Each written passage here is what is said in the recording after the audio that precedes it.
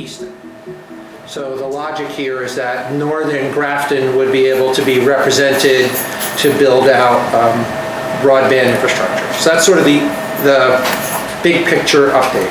The second thing is, as part of being on the communications, as being part of the broadband committee, I've been trying to make sure that what's aligned by the county works well with what the towns will need. So as they develop their plans for the middle mile, we're understanding that the last mile, or fiber, what they call fiber to the driveway or fiber to the doorstep, gets completed by the towns, but not somebody using one system, somebody using another system, and then saying, hey, this isn't going to work because you can't plug a square peg in a round hole. Making sure that we're all sort of on the same plane in terms of, is it fiber, is it DSL, is it whatever. And then be able to allow for competition into your home from what we call fiber to the driveway, so that there is some competitive nature. How many, Tim, do you feel would be participating in that competitive process? Actually, that was the next thing I was going to cover. So there obviously has been, the one major player, which is Spectrum, which has a lot of the town coverage. But we've been reached out to, the county has been, and I have on behalf of the communications district, New Hampshire Electric Co-op, who some of you know, about a year ago, their members decided to vote and expand into broadband. The one unique thing about working with them, which makes it cost effective and cost advantageous to the towns, is a co-op. The New Hampshire Electric Co-op is exactly that, a co-op. So their requirement is really to serve their members and break even to stay in business, where Spectrum and Consolidated, candidly, they're going to look for a 15 to 20% margin. And if you've ever called Spectrum or Consolidated to say, hey, I live in a rural area, what would it cost for me to get Wi-Fi? The 5 or 6 figure numbers that they throw at you are scary. So in a rural community, people can't afford that. So by potentially looking at a more coordinated partnership with New Hampshire Electric Co-op, it'll be more cost effective to build out the infrastructure. They're going to be more willing to keep the price down, not only for the build, but for what ends up in the customer. They're a co-op based in New Hampshire, so all the jobs and the revenue stays in the state. And another unique thing about them is they already have electric service customers, and they have a relationship with the pole usage, and that is a big cost-effective issue when you're trying to build broadband infrastructure into the system. Is the access to the poles, the licensing to access the poles, the insurance to install and maintain the poles. So with utilizing them, so not that they're the only partner, but they seem much more aware, and they have been reaching out to the communications district and to the county, as opposed to, candidly, we've had to chase the Consolidated and the Spectrum saying, hey, and they take a while to get back to us. The specifics, again, in terms of what I'll say require or would need of the town of Littleton is, in the communications district, there's a town leader and a select board person from every town that serves on the broadband committee, so that there's equal governmental and public representation. Out of that committee, there would then be, once it's formalized, it would be structured into some executive committee that would manage it. Again, that's less of a concern than when I first started it, because I thought we were going to have to create a bond and have a legal structure. And now, if we can actually access the town's funds, the county's funds, and the state's funds through the Office of Strategic Initiatives, and courtesy of our state senator, Erin Hennessy, she's created a matching fund. So now there's matching funds from the state that can match federal funds. That's another area of revenue that we didn't have access to the first time I briefed your select board. So that's sort of the big picture. The next steps are that I've been asking all the delegation. They've all agreed to write a letter of support to the county as they reach out to matching grant funds from Northern Borders or the Farm Bureau Innovation Fund, all the other places where making sure that if the federal money does fall short, again, we're not coming back to the taxpayers, we're looking at different grants. And all of those different entities all have a vested interest in creating better broadband. Specifics, I think, and I don't want to repeat what I mentioned in the last board meeting, but I'll give some specifics. For farmers, if they can't get Wi-Fi to repair a piece of equipment and you take a picture, something out of their field, it slows down their business. It could really damage their business tremendously. The same thing with public safety. If you've made a left out of 117 and gone, you're usually not getting any kind of service for anything till you get to 91. So public safety oriented, that's another big issue, and we've all seen the remote access and the remote learning side of the equation. So by being able to focus on building out this infrastructure and accessing different associations interested in supporting it, there's even a newer one, there's a telemedicine, telehealth organization, and it's all the foundations of all the larger healthcare providers in the state. And they have a vested interest in it because obviously better remote access reduces cost of healthcare if you can do remote check-in with your doctor, or if you're not able to leave your home, you can get healthcare information quicker.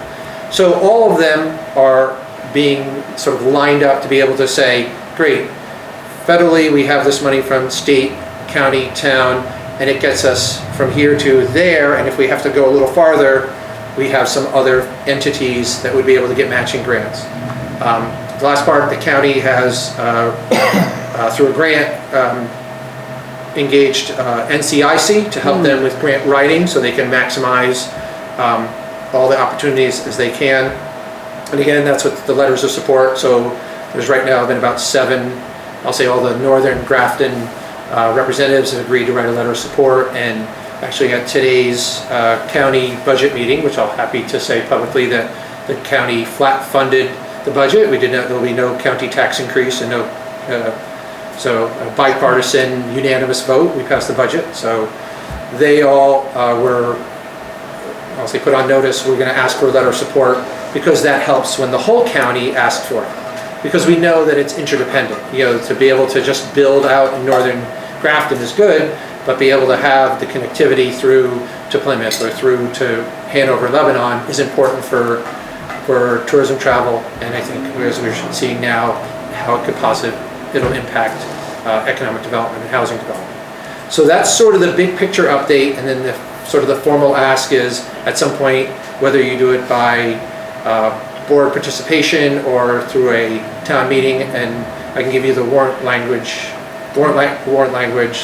language that the town would want to officially participate, and you can I can connect you with the other select board folks that have passed that. Like I said, 8 of the 10 towns have, and just timing wise this came about after your town meeting, the same way with Monroe. It'll come up whenever you have, if you have, for some reason you have other special reasons to have a town meeting, or I'm not sure how else, if you ever have to pass stuff outside of a town meeting. Is there anything, Linda or Matt, that I'm missing that you felt was important? How about the connection with Littleton Water Line? Yeah, there will be no issue of competition with Littleton Littleton Power and Light. Really, the competition will be created by, well, actually there won't be any, the competition will take place in broadband providers taking it from the doorstep into the home. So at some point you will be able to say, do I want New Hampshire Electric Co-op? Do I want Spectrum? Do I want Consolidated? Based on the packages they provide and at the price point. Consolidated is talking a lot about high-speed internet, but if you hear what they're talking about, it's $125, $175 a month. So as opposed to right now DSL for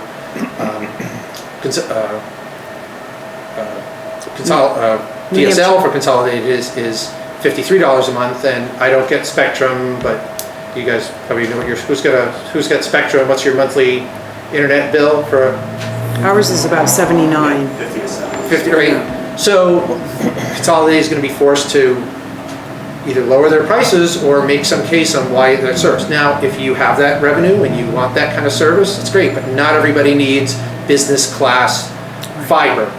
You know, the logic of the communications district for me has always been that we have to figure out how to serve the unserved towns, the rural community where folks need internet because they can't do their business, if they can't travel, if they need to have their young people remote learning, if they're seniors and they need access to health care, and in the case of emergency, you know, have better public safety information access. So that's really been the mission for me, is that by getting all the towns together, that's where they all meet eye to eye. No one's worried about, will it, you know, give better internet to build in more expensive homes. It's, let's make sure everybody gets equal access. It's, I won't call it net neutrality, but it's more like internet neutrality. It's access. So it doesn't really compete with any of the current energy providers, Eversource or Littleton Power and Light. The co-op is creating a whole separate legal entity that will enter into the broadband business. But what's good about them as a co-op, they will have patient capital. They have revenue that they can put into the project, again, without having their stockholders say, we got to see a 15, 18, 20% return for our investors. They're able to be more amenable because they're a co-op. You know, any other questions? Any questions? Just seems like the price is coming down from when you initially talked to us, where you're getting a handle on it. Yeah, I mean, that price for the product, because I think all the companies realize they have to be more competitive, and price for the build out of the infrastructure, because we are now seeing you know, federal rescue funds. There was some of this was initially created through CARES Act funds, and given the way that, we can't read the political tea leaves too deep, but with the agreement on what would be the jobs plan, that's primarily an infrastructure bill that was the president and the Republicans seemed to reach agreement with on last week.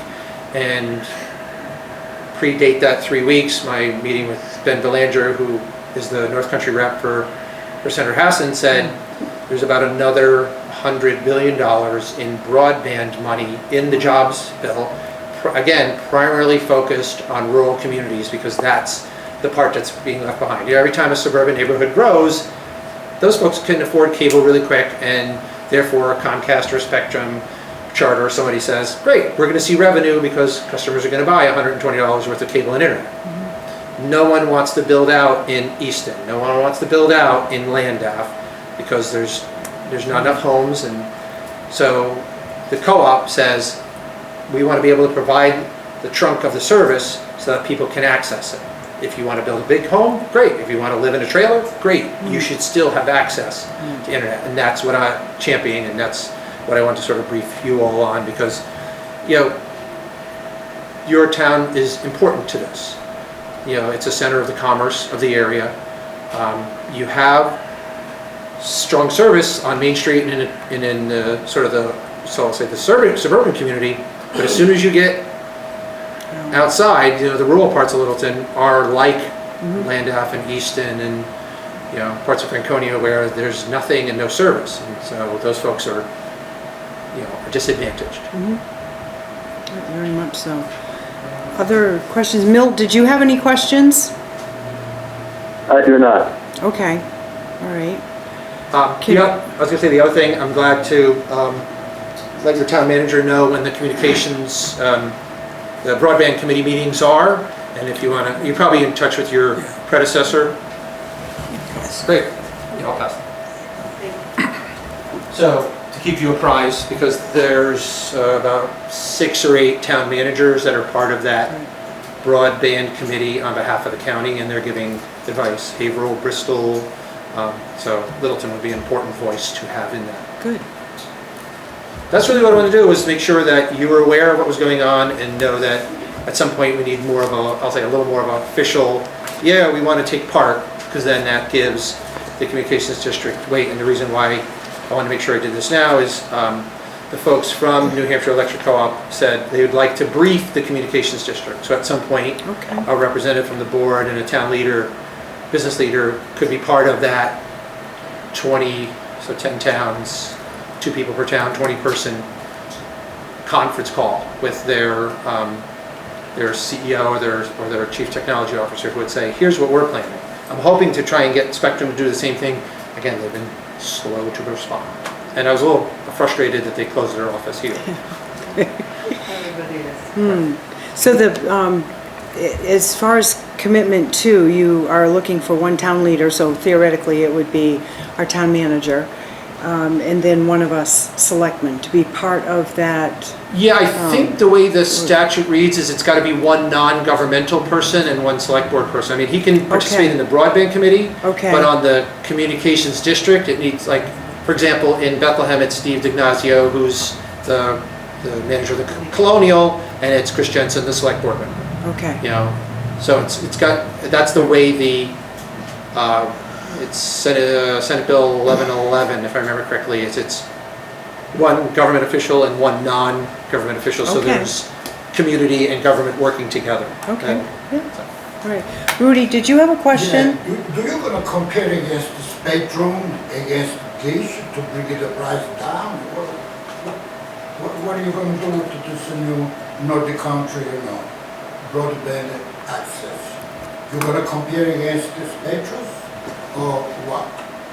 I'm No, not. you, So when the county or the communications district figures out what they want to build, they'll go out for bids, and all the companies will have an opportunity to bid on their pricing. And then the infrastructure will get built, and then the consumer decides, who do I want to take it from the street into my home? You get to decide, do I want it to be the co-op, do I want it to be Spectrum? The infrastructure is what we don't have right now, we have to build. It's basically like, the highways and the roads are there and everybody has a driveway. You get to decide who paves your driveway. but you just said before that the taxpayer, they got nothing to do with that, right? The taxpayer, You just said before that no tax, No cost to the taxpayer. no tax, Yeah, no that- tax impact, right? yeah. So what funds would be used would be the federal rescue plan funds and from the state, the county, and the towns. And then that would be supported by grant money from organizations like Northern Borders, etc. So the hopes is that the infrastructure is built with no taxation, and then at the end of the day, you decide, do I want phone service, do I want Verizon or Cellular One, do I want Spectrum or Consolidated or Co-op? So, And this over here doesn't gonna help the taxpayer that they got problem to receive a signal with the cell phone and stuff like that. It's got nothing to do, right? no, it has nothing to do with cellular. This is just broadband internet. It's basically to get us from slow DSL to high-speed DSL or fiber. Thank you. Sure. Good, thank you. Anyone else? Other comments, questions? Great, thank you, Representative Egan No. and Representative Massmill and Representative Simon for My being pleasure. here and sharing. And we'll look forward to hearing some of that Yeah, and I can send language. you more direct information on sort of when that meeting will be held, so we can have representation, and I'll make sure I'll connect your town manager in with the broadband committee. Okay, good, thank you. Thank you. The next on the agenda is the vacant committee appointments. So we'll go down through, so the Littleton Board of Selectmen is accepting nominations for the following positions. The Budget Committee, there's 3 3-year terms. The Budget Committee reviews the preliminary budget and presents to the Select Board the committee's recommendations as to any modifications thereto. So as it is now, everyone wants to be reappointed. So, and no one has submitted a request.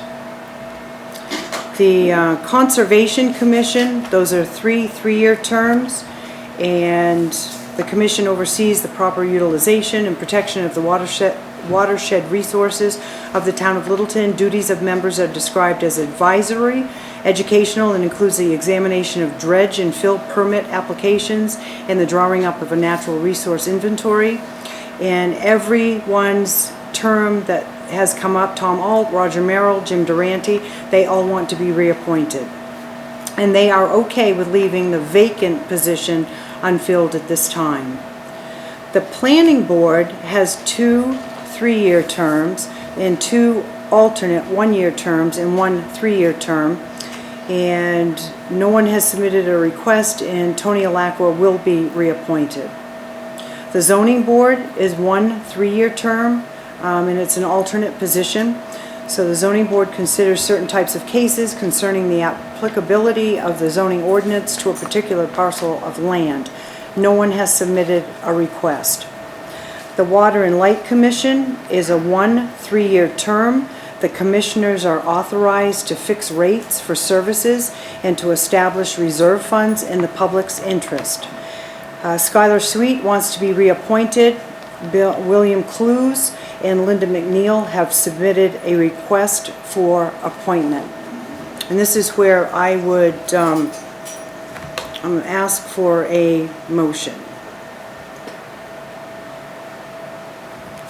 All the others we do not have to vote on or make motions or because they're all set. But this particular one, we have Skylar Sweet who wants to be reappointed. We have William Clues, and he is here with us this evening, and Linda McNeil is with us here this evening. So I would... Madam Chairman, I will make a motion to appoint. After a thorough review of the applications, the Select Board considers all 3 applicants qualified to be appointed, given their professional backgrounds, their past experience in community service at various levels, and their interest in the overall betterment of the Littleton community. Therefore, reflecting on the above reviews by the Littleton Select Board, my recommendation is to move the appointment of Linda McNeil to the open 3-year term. Okay. Do I have a second? I'll second that. Okay. Second, all in favor say aye. Aye. Aye. Aye. Okay, good, thank you. So Linda, you are appointed to the commission. Thank you. The River District Redevelopment Commission is 3 3-year terms. John Hennessy, Chad Stearns, Jim McMahon III, they all want to be reappointed. And John Hennessy's recommendation was not to add any new members at this time. I do want to point out too, the Littleton Cultural Arts Advisory Commission, we hadn't heard much from them, probably because of COVID. So last year we weren't sure where they, as far as their activity, but we do want to make, potentially, I want to read these out. So we do have an active board, but we have to appoint or stagger the terms. So I will go down through and read those, and then we can talk about a motion to appoint the members. So the first one is Megan Carr to appoint to 2023, Andrew Ledestri appoint to 2024, Dick Alberini appoint to 2024, Deb Sullivan appoint to 2024, Scarlett Moberly appoint to 2023, Victoria Cole appoint to 2022, Adam Rezick appoint to 2024, Chad Fillion appoint to 2022, George Mitchell appoint to 2022, Vanessa Robbins appoint to 2023, Jason Torres appoint to 2023, and Doug Evelyn appoint to 2023. So I would accept a motion to appoint the members of the Littleton Cultural Arts Advisory Commission for those terms. I'll make a motion on that. So moved. Okay, that's a second. All in favor say aye. Aye. Okay, good. Aye. Thank you. Thank you. Mr. Chairman. Rudy? Yes. I would suggest that probably, the selectmen, maybe they're gonna have a meeting, or maybe, they're gonna put them on the board or something like that, to all these people that you guys appointed okay? The one you mentioned, they've been over there for quite a while. They start to really, get still. You know what I'm talking about? Don't you think it's time to try some new blood? Don't you think it's time that this so Skylar or Milton Bratz or anybody else, right? They're just retiring. They get the nice chair, watch the news, and let somebody else do this kind of job. Especially the river district, okay? Now, how long have you been out of the Senate committee? As far as I know, it's at least between 5 to 7 years that you are sending people over there. Don't you think it's time to change? I mean, this is a suggestion. You're the chair. If you think it's the right way to go, that's fine. But if you think it's wrong, at least you can say something. Because right now, any person that you mention, from the budget committee all the way to the river district, come on, it's the same people, and nobody's going to change it. If you think that probably, new blood, it needed to be appointed, maybe with different ideas, better ideas, I trust you, I trust the selectman and the town manager to really come up with something. Because anybody else that tried to put a letter of intent, I wasn't decided to put a letter of intent. Where the hell am I gonna go? Between budget and the river district. Tell me, where am I gonna go? And which people they really would like me to be involved, but I'm not going nowhere. Not just to me, I'm talking about in general. What do you think about, this suggestion? Do you need for us to do something, to present you with a kind, a letter or stuff like that, to change the system? Because right now, the system over here that you got right now, it's kind of, I don't want to say the word stink, but almost. That's what it is. I mean, you got to change things. Because you always need people like they do with the selectmen. What do you think they have election for selectmen? Because they always try to get somebody new with different ideas for the good of the town, right? That's why you guys get elected, right?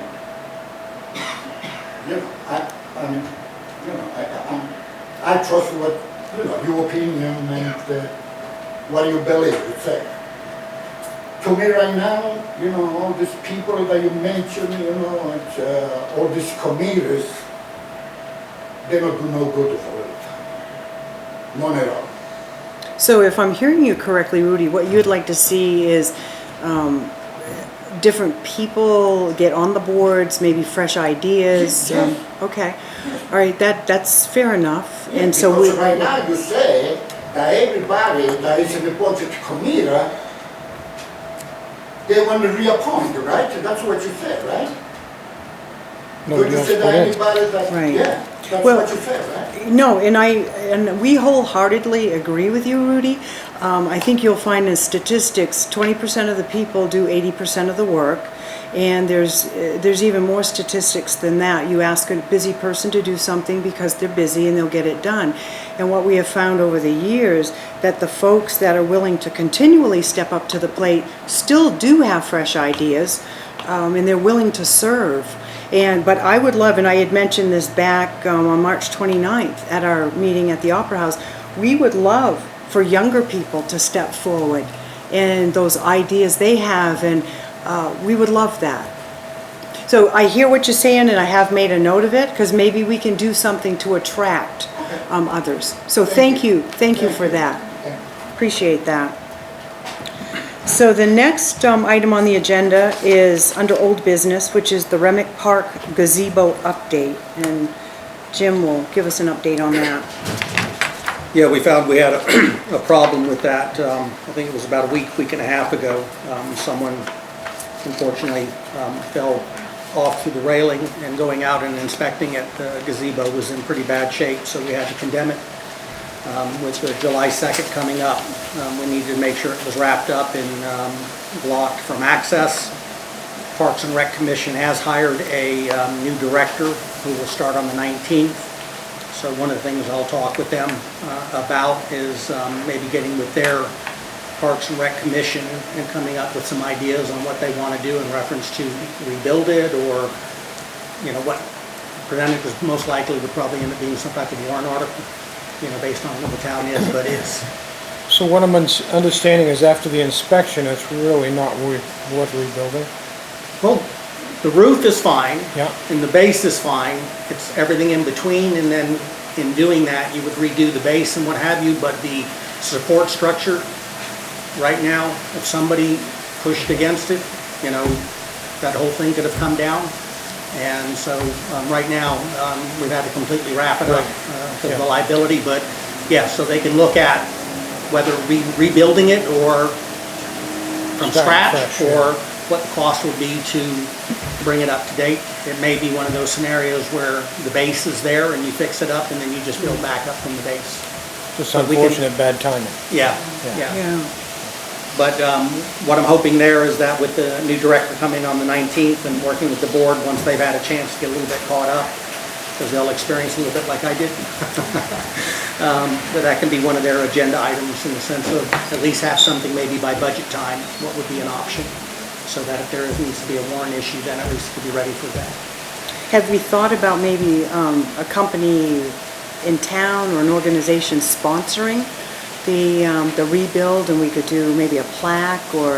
And yeah, in fact, you have a group now that has the LaHoop family is Okay. already on there now. I mean, so maybe back in 1998 or what have you, when that was done, I mean, there's the possibility that maybe a company would be willing to step up, or an organization. But I think at least if we get some pricing and some cost of what's involved, that might help Okay. somebody determine, you know, whether or not they want to step in and fill that void, that would be ideal. I mean, Or maybe you circle back around and check with the LaHoots Yeah. again to see if they would like to take care of the repairs. Have we, so we haven't had a carpenter look at it, or we have? yeah, we've got a new employee, Eric Oliver, and Doug, our Public Works Director, and even met out there with the Parks and Rec Board. And I mean, it definitely structurally needs to come down. It's made of PVC that rots, you know, kids kick out the railings and what have you. So to be honest, coming back, you probably need something that's much more structurally sound and maybe even a different type of material. I'm not a construction guy, but I'm going to use a thing like steel or something. I mean, in the sense that isn't going to take the everyday wear and tear, but I also have to get educated on what winters do to stuff up here. So, but the current PVC that you see up there is brittle, and just putting that back up would be just a short-term Band-Aid. It wouldn't create a long-term So benefit. regular wood was not used then? It was a type of composite? You know, almost like what you see, the PVC fencing that you see like at Lowe's and Home Depot and what have you. I mean, there's some posts and all that are with that, but the actual fencing around it Yeah. that supposedly kept people from falling off it and what have you Decorative fencing. was the constant problem, and was always subject to vandalism. Okay, all right, good. So you'll keep us Yes. posted on that as well. Thank you. And then thank you. The next item is the town office security upgrades. Yes, when I had come in, Milt had handed a folder over involving some recommended security updates in reference to town hall, in reference to maybe some cameras in some key areas, swipe cards, because we have a system now where it's a key entry. An ex-employee could leave, and even though a key might say, don't duplicate this, a person can go up to a kiosk and make their own key anymore. You don't have to hand it to a person to do it. So after checking with Lori, determined that there was money in the current budget in reference to building and one of the other fund items. So I've gone ahead and asked the security firm, I know I can flip through here, it's the one that Chief you use. Chief, what's your firm? Total security? Total Security? Security. Yeah, so emailed with them today and asked them to send over a contract Good. So we can have it checked for legal sufficient language with the town attorney, Okay, and then bring it back if need be for y'all's approval to go forward then with security upgrades for town hall. okay, good. Thank you for that Good. update. Did you have any questions on that? No, that's well needed. Milt, did you have any questions, further questions on that? No, I don't. Okay. Thank you. Good, thank you. All right, so the next on the list is the town manager updates on the LRH letter of support for the USDA Rural Development Loan. Yeah, that request, we'll get to it, came in from Littleton Regional Healthcare. They're in the process of looking for support in getting grant money for expansion of the ER, and while it seemed like a no-brainer, but we need to bring it to BOS, you know, so that if you want to provide them a letter of support, then we can take the outline of the information they provided, put it on town letterhead, and provide it back, Chairman, for maybe you to sign if the board is agreeable in supporting, you know, them going out for funding for USDA rural development for the expansion of the emergency room. Any questions, comments? No, but that said no cost, that's it. No, it's a letter of support. They're not Just a asking. support for them, Yeah, yes. they're not asking for any money from Yeah. us. They're looking for it from one of the grant sources right now. Yeah, good. Milt, any questions on your end? No, there isn't.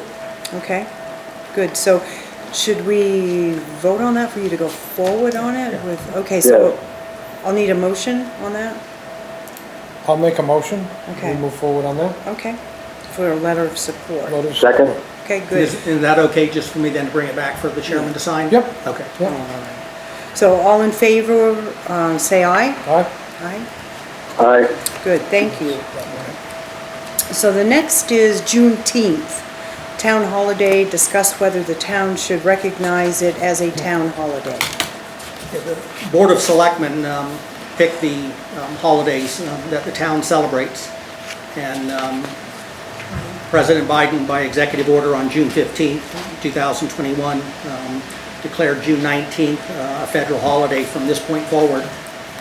Juneteenth recognizes this date in history as the official end of slavery in the United States, when slaves in Galveston, Texas were finally notified by the Union Army that they had been emancipated.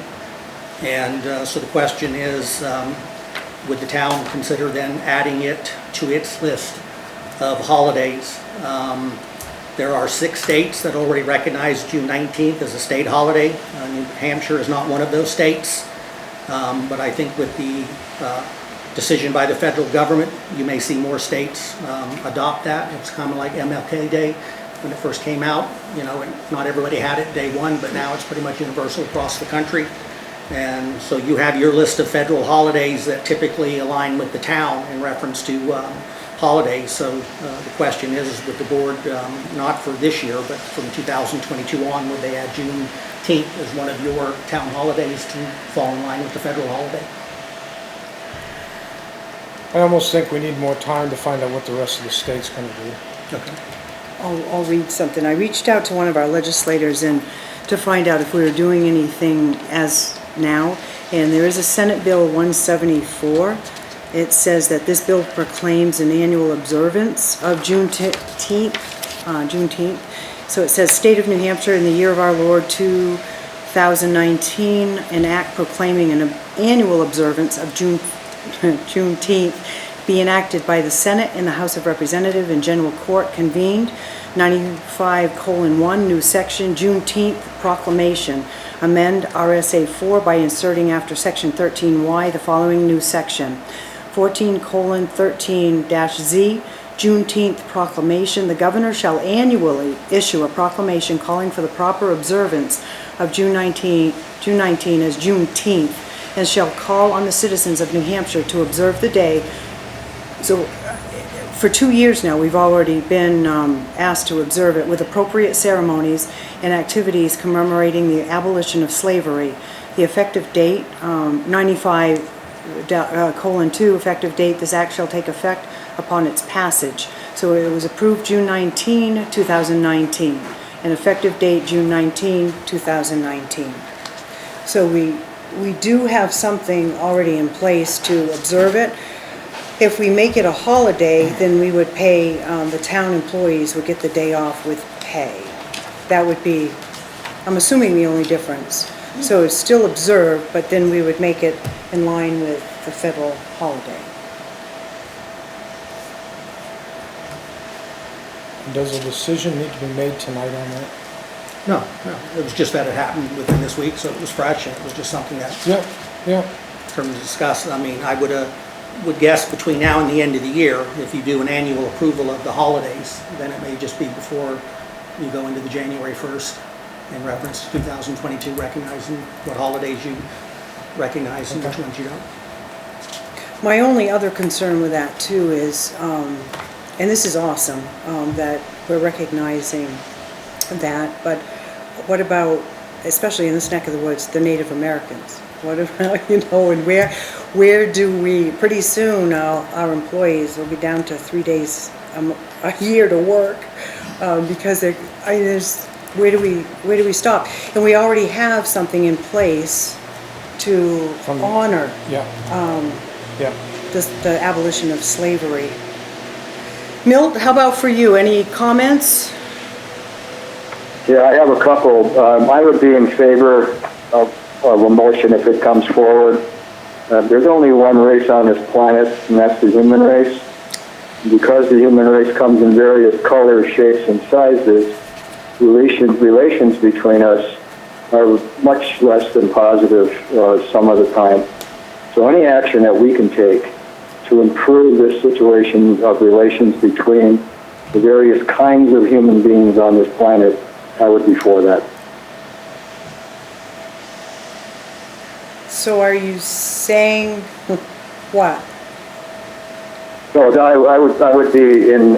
I would approve or be in support of the June 19th holiday.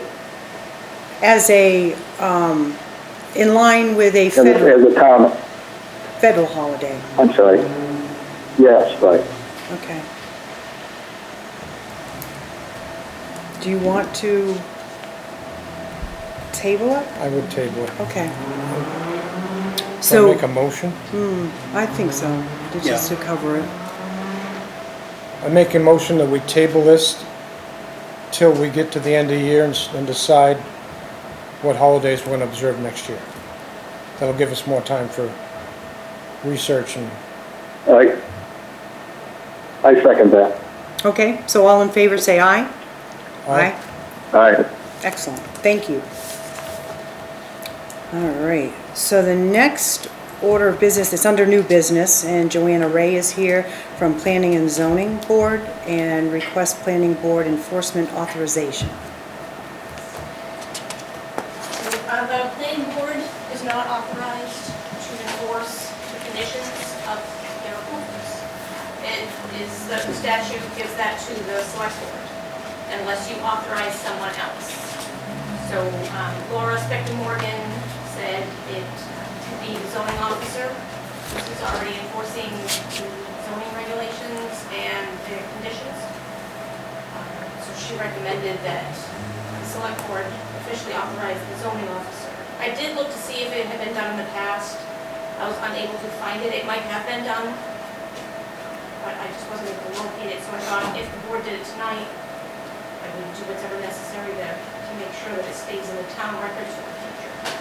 Okay. I had a recent subdivision approval that the conditions were being questioned and then who to enforce it. Okay, all right. So it's the select board that enforces it. At this point, Right, yeah. unless you authorize someone else. Her recommendation is that you authorize the zoning officer to enforce it.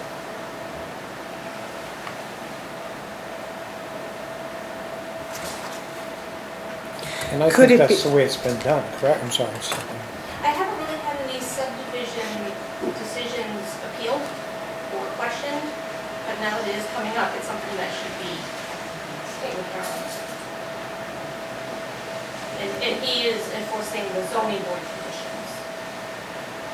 Okay. Milt, any questions, comments on that? Yes. No, this is really a sort of a housekeeping motion. No recommendation. Okay. So you are in favor of giving the zoning officer the authority, enforcement? Right, Okay, right. Yeah. all right. So if we do a motion and a second, and then we can have comment. We'll take a vote and we'll have comment. Do we need comment first, or do we make a motion? Probably you should the comment. Do you publicize this? You come in the paper? It was in the paper that you appointed this guy as a... Oh, I was asking them to authorize the zoning officer. I understand that, but you made it public to the people of Littleton that you got another in the public zone now? I did Maybe not. somebody else, I did not. you do not. Mr. Chairman, please, do something about it. I don't know if there's a difference between authorizing and appointing. Maybe we could check on that. This is a job that is paid by the taxpayer, you know. That's the name, you know, I think we got something to say, right? All right. Thank you. Mr. Chairman? I think it would be, if I'm understanding this correctly, it would be easier for our zoning officer, because if they're the ones that are intimate with the Regulations. right, it would make more sense. I mean, you could share with us as a select board, but the final authority would be the zoning officer, if that's how I'm hearing it. Yeah, right, because if you don't, then all the questions about subdivision approvals, I will be bringing to you. Okay. So I would entertain a motion to authorize our zoning officer to have the authority. And I'll read it. The planning board does not have enforcement authority except for excavation regulations. The select board enforces violations of subdivision approvals. The select board can authorize the zoning officer to be the enforcer of the subdivision approvals. So I guess that's if we're going to make the motion. I can make a motion that we leave it up to the zoning, to make the decision. Okay. To be the enforcer of zoning the officer, yes. subdivision Yeah, approvals. the Okay. subdivision approval. All right. Do I have a second? I'll give the second with a qualification that I receive no monetary gain from this as a zoning officer, and I'm certainly not looking for anything else to do. But I understand the importance of this being clarified. Okay. Thank you for that Yeah. disclosure, Milt. Appreciate it. Okay. So I give you the second. Okay. Sorry. So all in favor, say aye. Aye. Aye? Aye. Okay. Thank you, Joanna. That's just, Okay, next, under new business is Public Works Director Doug Damko, request authorization to dispose salvage equipment, vehicles. Before Doug shares too, I want to thank, give a big shout out to our highway department for fixing that wooden bridge. That was good. Thank you.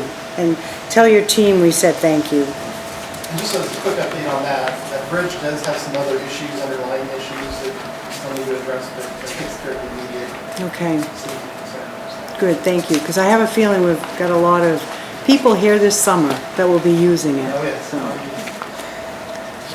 This is a standard process as part of our vehicle plan to trade out old vehicles with new, and our new fleet mechanic that's been on board now for 7 months has been doing a good job of doing everything we can with our older equipment, and we've stripped this particular truck down of all parts that we can use elsewhere, and so it's pretty much just a shell truck left over, can't drive, it's missing axles and all that stuff, so we just need select board authorization to dispose of it as scrap this evening. This is truck number 3, it was replaced as a warrant article. so when you went up the hill to go back to the left, the one that was sitting there with the live body on the back, is that the one? And Yeah, I don't remember where it was parked actually. This is this is a 550 A truck. 550, okay, yeah, Yep. definitely. That's a 550 truck. So it was replaced with a 2019 warrant article. You'll see the red one drive around. Yeah, That's Steve. yeah. It's his former truck. That one was pretty rusty. Yep. It's pretty much stripped of everything now, so that's my request tonight is for the board to authorize that. So, It's only worth so much a pound, right? yeah, exactly. So do you want to make that motion? I'll make a motion. Okay. Do we have a second? Second. Okay, all in favor say aye. Aye. Aye. Okay, good, thank you. Thank you, Doug. Okay, the other, I think that's it, under other business. You had something else you wanted to Yeah, we share? had the request via the Highway Public Works Department to separate Highway Public Works from Fire EMS for contract purposes, but I'm asking that you table that Okay, tonight. Spoke with Mike Elwell and Chris, and they have some issues to work out between the two of them, so we've got it scheduled to come back to you on July 26th. Monday board, and both of them will be here to explain. okay, good, So you need a motion to? No, just a Okay. motion to table. Okay. Since it was on the agenda. all right. Yep. The only other thing before we get into public comments is that under other, or that's, or you may have some other things in Milt too, but under other business, another huge shout out to our fire department. You guys have been busy, very busy, and the work that was done to save that gristmill was just amazing. So thank you, thank you, thank you. And with that too, I know the state has reached out to help Schillings, the brewers, New Hampshire Brewers Association has reached out, Governor Sununu himself has reached out. So I was wondering if we as a town wanted to do anything, offer, if there was any help that we could do. I don't know. And I really, just at least to extend, because they are in our town, and they bring certainly a lot of people here. Free beer for everybody. Free beer, yeah. That would be them helping us, really, not us helping them. So I just put it out there. Milt, did you have any thoughts on that, or? None really at this point. Okay, The only comment I would have, it is a private entity, and I understand all the reasons in terms of it's there, but when you're in this business, you've got to be careful of precedents.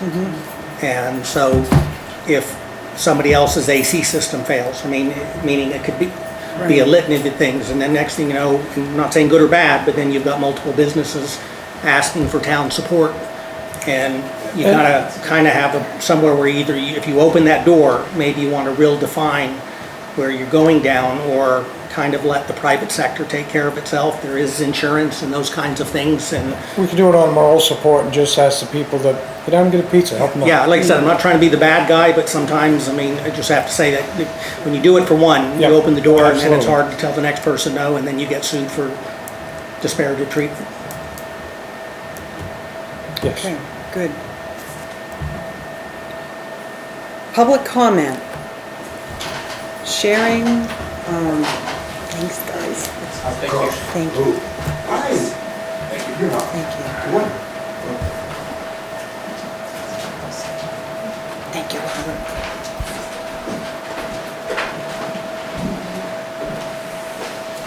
one thing that I want to ask the chair, you can tell us something about the financial situation in town right now? Because if I don't make a mistake, what I read in the paper, it was a time, that when the other town manager was here with the chairman, some money's, when I say some money's missing, but about $600,000, you guys should, the selectmen, they don't know where the hell they went. The article that I read written by this guy that just left. She was American, right? It's a kind of that the new town manager say, I cannot give you no answer because I was not here, but I'm gonna do some investigation. Jim, if I make a mistake, you just correct me. Yeah, if I could, Yeah, no, what my comment was is that based on the fact that the 2019 audit had not been completed, I couldn't give the council a specific answer of the financial condition of the town. There is no money missing. There is no fraud. If we want to use the term, No. I mean, just the job wasn't done at the July 26th meeting. They will get the 2019 audit report complete, and they will get a 6-month budget report showing them where they are year to date per fund items. And so we will have. This $600,000, they're gonna come up on the table? Something like that? No, there's no money missing. Oh, it's no money missing? No, there's no money missing. It was just money was put in the bank, and there's different pots it's supposed to go in, meaning it's kind of like different fund items, and some of it was just put in one big pot and it didn't go into the items where it needed to, and that's what's being fixed through the audit in reference to 2019, and there'll probably be a little bit of that being done also on the 2020, Rudy. But we'll start the 20 in September, but the 19 audit will be done and presented to the board in July 26th. Then I ask the chair, I ask you, the financial situation right now in town, it's like roses. It's everything is, works good, right? The way you explained it seems like you guys have got no problem with the money. As far as the information been provided via the audit company and working with finance, we don't have any financial concerns in reference to money not accounted for. Now, where that sits at the end of the day in terms of how much is committed for projects and loans and how much is left over, I won't know that until I see the final audit report, just so the town will know how much do they have for maybe new projects, or if something were to come up, and how much money is already committed to current ones. So that's the only thing I can't give them tonight, No. is that financial. I mean, just to ask Yeah. you what's the situation in Yeah. town about the financial, asset. And you as a town manager said that everything is, by the law, you know what I mean? Everything is under control, right? Well, meaning, as far as I know, based on the draft, okay, and and the final is being worked on. But I mean, but the key is that many people in the community have talked about somehow money was missing. Yes. No money, That's no what money Mr. is missing. Okay? Mr. Town Manager, that's what it was in the paper. Yeah, there's no money missing. That just means it was written wrong or whatever, you know what I mean? Or the interpretation is wrong. We're just making sure it goes in the right line item so that whichever fund it came in, if it was for a park, then it goes in the park fund. If it was for the Amanusic River District, then it goes into that fund. So it's just making sure where some of the grants and money coming in gets credited to the proper project. Okay, now, so to you, I'm sorry, 2 more minutes, okay? I'm gonna ask the town manager. That's just mean the way you explained it right now to all of us taxpayers. You think that you're gonna have the $600,000 to buy a new fire truck, right? You have it in town, right? Well, the town voted a warrant for that. Yeah. That's over a You 5-year gotta have period. the money, That's right? over a 5-year period. Okay, then you're gonna have the $160,000 that one of the favor for my chair over there, John Anderson, he asked us the taxpayer $160,000 for the project of the river district. I mean, you guys got the money, that's what I'm talking about. Yeah, well, the money has already been committed to that, and the grant money has already been received. So those aren't projects that we have to come up with new money. Now, there are some issues in solving some issues to finalize that project, but it's not the fact that the town is short or the grant money isn't there. That money has gone there. Now it's working with the contractor and the engineer to finalize what I'm going to call a punch list, meaning things that the town didn't believe were done right. And we're having a meeting the week of July 12th to hopefully resolve all of that. Good answer. Thank you very much. Okay. Thank you, Rudy. Thank you. Anyone else as far as public comments? Okay. Congratulations, Linda. We appreciate you being willing to serve, and Bill, thank you for being willing to step up to the plate too. There may be other things that we would like for you to participate in. So thank you. I appreciate that. Milt, anything else on your end? No, I'm fine here. All right. Luckily, we're in an air-conditioned house, and even though it's 107 degrees outside, it's dry. Yeah. No humidity, I'm going to hang up on you now. so I'm fine. All right. Not the first time. Take care. Do you know how long you're gonna take this position open? Brad's position? You don't know, okay? And it- What did you just ask, Rudy? How long are you gonna keep Brad's as a fellow? Oh, he was just appointed for a very short, right, very short period of time. So next March. February, March, there'll be a new, there'll be an election. Yeah. Yeah, you're welcome. Have a good evening, everybody. And no closed session.